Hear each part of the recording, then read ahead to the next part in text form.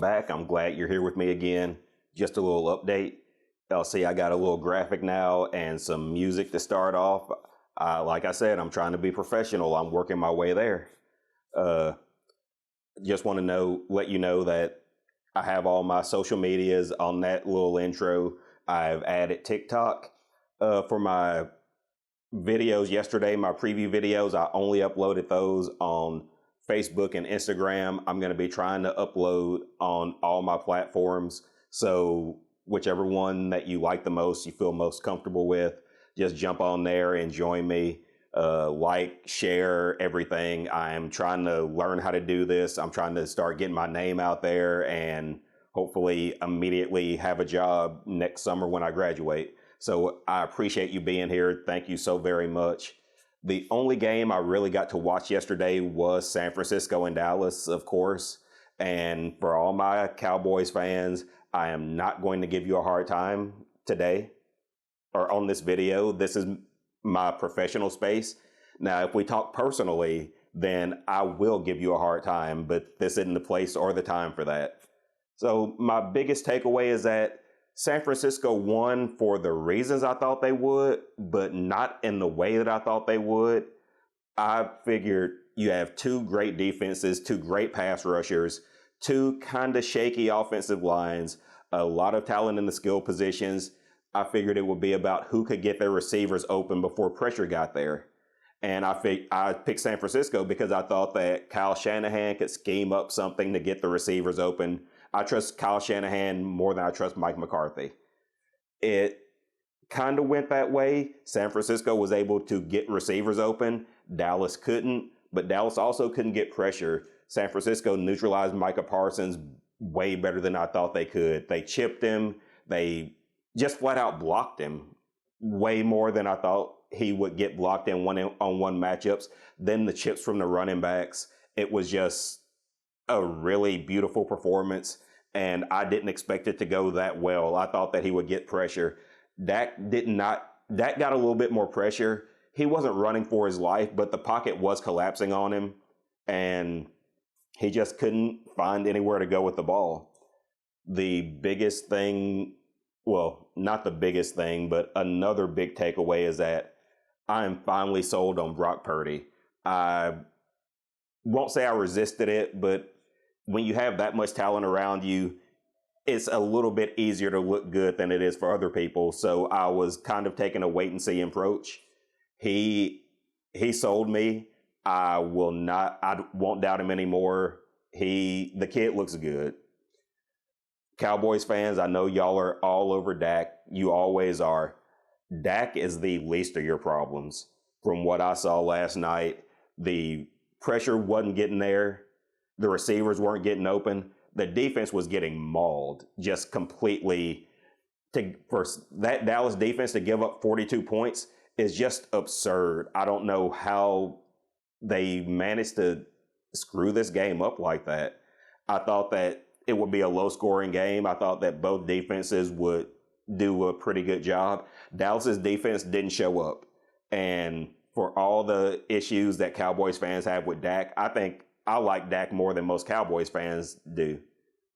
He was not the problem at all last night. Everything's going wrong. The rushing game, the receivers, the defense. And I don't think Dak Prescott is a good quarterback when he looks at himself and says, all right, I got to do this. That's when he makes most of his mistakes.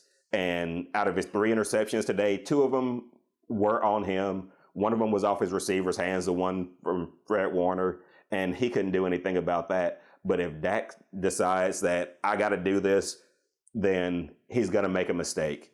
But in this game, he had to do that because nobody else was showing up. Everybody was getting completely outplayed and on every level of the field. So Dak is still your best option. He's definitely better than Cooper Rush and Trey Lance.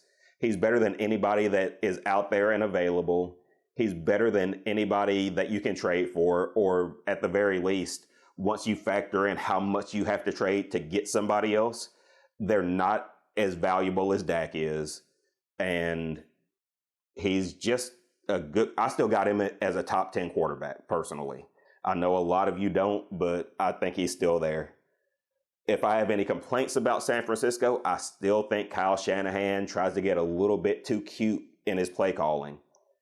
The end of the first half, you have 2 minutes left. You have the ball in your territory. First down, you run with Debo. He gets 8.5 yards. Second down, you run and get nothing. Third down, you throw a pass. And I was completely blown away by that. You throw a pass, the pass is incomplete, you have to punt the ball, and Dallas got the ball with a timeout, or 2 timeouts with 1 minute left. They didn't do anything with it, but if you run the ball on third down, third and 1.5, 2 yards, and you don't get it, the clock keeps running, Dallas has to use one of those timeouts, they still get the ball with 1 minute left, but with only 1 timeout instead of 2. So that baffled me. I was completely frustrated by that. And like I said, I think Kyle Shanahan tries to get a little bit too cute sometimes. I think he thinks he's smarter than everybody, and he might be sometimes, but you can't count on being the smartest guy in the room all the time. It's not going to work. Sooner or later, somebody's going to outsmart you. And luckily, he did that against a Dallas team that was just having as bad a game as they're probably going to have all season. So at the end of this, my biggest takeaway is that because this game was so lopsided, I have to move Dallas outside of that top tier in the NFC. I had the top tier as San Francisco, Dallas, and Philadelphia. Dallas has to move out of that top tier for me. They're still in the second tier, and for me, they're the only team in the second tier because who's the 4th best team in the NFC right now? Detroit? I don't think Detroit is on Dallas's level. So top tier is San Francisco and Philadelphia. Dallas is in that second tier by themselves.